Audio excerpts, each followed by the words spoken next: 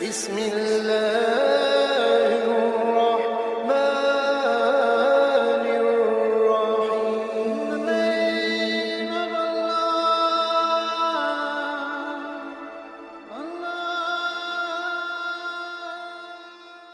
Kriteria atau ciri-ciri kenapa seorang mursyid itu dicintai oleh Allah, seorang kiai, seorang habib, seorang ustadz dicintai oleh Allah. Ini coba dilihat. Annahu yasluku bil murid tariqat tazkiyah. Dia membimbing murid untuk melakukan tazkiyah. Apa arti tazkiyah? Penyucian jiwa. Jadi tazkiyatun nufus hanya salah satu bab dalam tasawuf.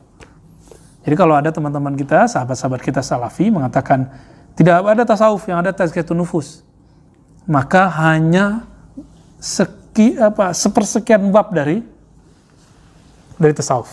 Kira-kira begitu. Ya. Jadi mereka bertasawuf nggak sebenarnya? Iya, cuma malu aja bilang tasawuf. Karena udah keburu membid'ahkan sufi, menganggap sufi zindiq. Wa idza tazakkatin nafsu in jallat mir'atul qalb. Nah, teman-teman, apabila cerminan kolbu, jadi kolbu itu ibarat cermin, dia bersih, maka apa yang di depannya, apa yang ada di sekitarnya terlihat nggak di dalam.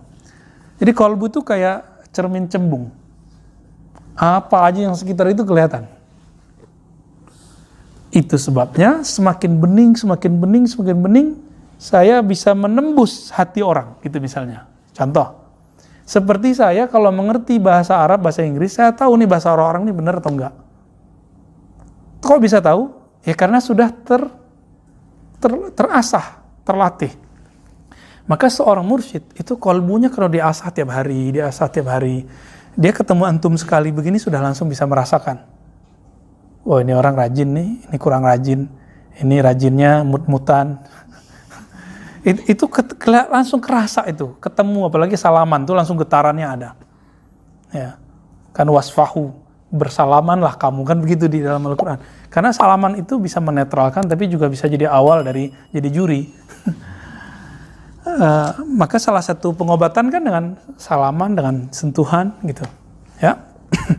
Tapi bukan berarti itu dia mengerti alam gaib, enggak. Karena kolbu bukanlah gaib. Kolbu bukanlah alamul ghuyub. Dia cuma antara alam gaib dengan alam nyata. Alam nyata dalam bahasa kitab ini disebut alamul malak. Jadi alam itu ada alam nyata, ada alam barzakh, nah, antara itu lalu ada alam baru alam gaib, ya, jabarut, malakut. Dan ini nggak boleh disalahartikan, salah gunakan ini. Kalau kolbu udah bening, ya jangan coba-coba jadi juri, ya. Jangan coba disorot-sorot tuh hati orang, jangan, nggak boleh. Itu nggak boleh. Kalau lawan jenis bisa pelet jadinya,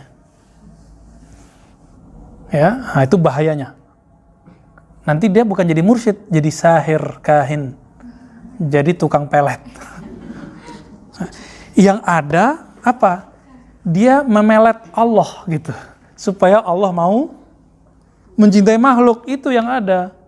Jadi pelet hakiki adalah mursyid yang meminta Allah supaya mencintai makhluk, ngajak makhluk supaya cinta kepada, bukan ngajarin orang cinta dia, nggak benar. Enggak, itu otomatis ke bawah. Oke, tadi saya nanya, kita ketemu Nabi nggak? Maka kalau disebut fattabi'uni, ikutilah aku. Nabi Muhammad jaraknya dengan kita berapa abad? 15, 1400 kan sekarang? 15 abad. Mungkin nggak langsung mengikuti Nabi? Pakai video sifat sholat Nabi, Ustaz? Nggak bisa. Kenapa? Cara sholat itu harus dipelajari pergerakan per huruf dari orang yang dia belajar ke orang sebelumnya, orang itu belajar ke orang sebelumnya sampai ke Nabi. Ini disebut dengan as-sanad bil fi'li. Sanad bil fi'li atau al-musalsal bil fi'li. Musalsal amal itu musalsal terbesar di dunia setelah Al-Qur'an. Jadi ada Al-Qur'an itu per hurufnya sama kayak Nabi. Tahu dari mana? Coba. Karena ada sanad guru. Antum mau kemana aja negerinya Quran kita sama, kecuali qiraatnya berbeda. Gitu. Kalau garansi Quran saya benar karena saya punya guru ahli qiraat, maka garansi sholat saya benar, saya punya ahli guru fikih, guru TPA dulu, bahwa dia sholat dari gurunya. Gurunya sholat dari gurunya. Jadi jangan lagi ngomong gini, ternyata sholat ala kampung kita salah, Tat. Gitu ya, kan ada yang ngomong gitu. Loh kenapa? Oh yang sahih tuh videonya sifat sholat Nabi. Loh, sifat sholat Nabi itu adalah kompilasi Syekh Albani, versi Albani. Belum tentu benar. Coba dicek. Banyak ngacoknya. Ya. Nah, tangan naik turun duluan mana, itu juga udah kacau di situ. Ya. Tapi itu usaha Syekh Albani. Ya sudah. Kenapa? Karena dia nggak melihat orang, dia melihat teks. Akhirnya dia mengatakan penyebut Sayyidina itu bid'ah. Debatlah beliau ini dengan Syekh Al-Ghumari. Debat panas itu. Begitulah sampai akhir nanti ya. Karena kita tidak bisa melihat Nabi, maka lihatlah orang yang mewarisi ilmu Nabi. Jadi sebenarnya guru-guru antum dulu di kampung itu pewaris Nabi, tapi dalam ilmu yang sedikit itu. Cukup nggak? Cukup. Maka mau sehebat apapun yang ngajinya sekarang, tetap aja cara sholatnya kayak guru TPA-nya dulu. Ya, bener gak? Mau dijadiin aliran apa, nanti alam bawah sadarnya begitu. Jadi teman saya itu ada sholat, tangannya begini terus. Apa? Gitu ya. Tapi ketika kita ajak ngobrol, asik ngobrol, terus jam sholat datang. Dia lupa kalau dia udah beraliran baru. Tangannya turun lagi. Terus kenapa? Ya kenapa? Karena dia udah dari alam bawah sadarnya sholat seperti itu. Dan itu nggak salah kok. Kalau mau tangannya begini boleh nggak? Ya boleh-boleh juga. Cuma guru kami Syekh Taufik setelah mempelajari fikih Syafi'i itu melarang. Apa kata beliau? La taf'al misla haula. Jangan lakukan seperti itu. Karena Imam Muslim dalam Sahih Muslim menyebutkan antara dada dan perut. Ini contohnya. Kalau nggak punya guru susah.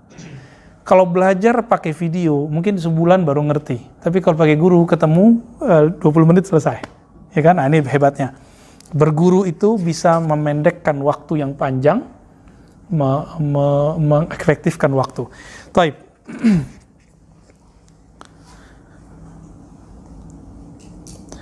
Wa naqasat fihi anwarul azamatil ilahiyyah.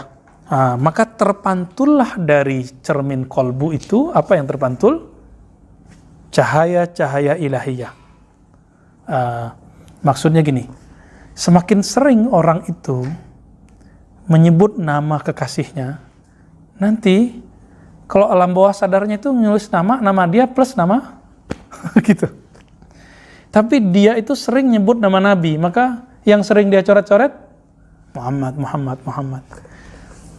Yang sering dia omongkan Muhammad. Kalau dia itu cinta kepada Allah, ciri-ciri orang cinta, kata-kata lirih yang keluar dari alam bawah sadarnya adalah Allah. Al-mar'u ma'aman ahabba. Inilah yang dikatakan dalam hadis Sahih Bukhari, seseorang itu akan selalu bersama dengan siapa yang dia cintai. Kalau benar nih, kolbunya kita itu cinta Allah, pasti yang diomongkan Allah. Sakit Allah, senang Allah. Gitu. Udah gitu belum?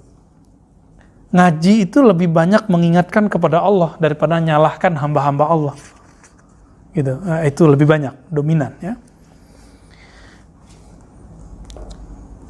Walaha fihi jamalut tauhid, maka akan terpancar padanya keindahan tauhid. Tauhid itu indah loh ya. Tauhid itu mencintai Allah tanpa menyekutukannya. Dan itu indah. Ini teman-teman, kalau pernah mengalami dulu di masa muda-muda kali ya, atau sekarang jatuh cinta kepada dua orang sekaligus itu ribet. Taib. Wan jazabat ahdaqul basirati ila mutala'ati anwari jalalil qidami wa ru'yatil kalamil azali. Maka ketariklah itu ya. Hadak itu mata ya. Mata ini disebut hadak. Kalau dalam hati, ini bahasa analog. Maka pandangan mata basirah akan menembus, akan ketarik ila mutala'ati anwari jalalil qidam, akan lebih tertarik memandang keagungan Allah yang maha qadim, wa ru'yatil kamalil azali, lalu melihat Allah yang maha sempurna dan azali. Jujur, kalau kita senang seseorang, pengen ketemu gak sama orangnya? Ya, senang kan bertahap. Senang karena apa? Senang berteman. Kalau senang berteman, sehari aja nggak ngobrol sama dia nggak seru. Senang cinta, beda lagi kan? Kalau nggak ditanyain ngapain hari ini deh, mas, miss, mus, kayaknya nggak seru gitu. Itu sama.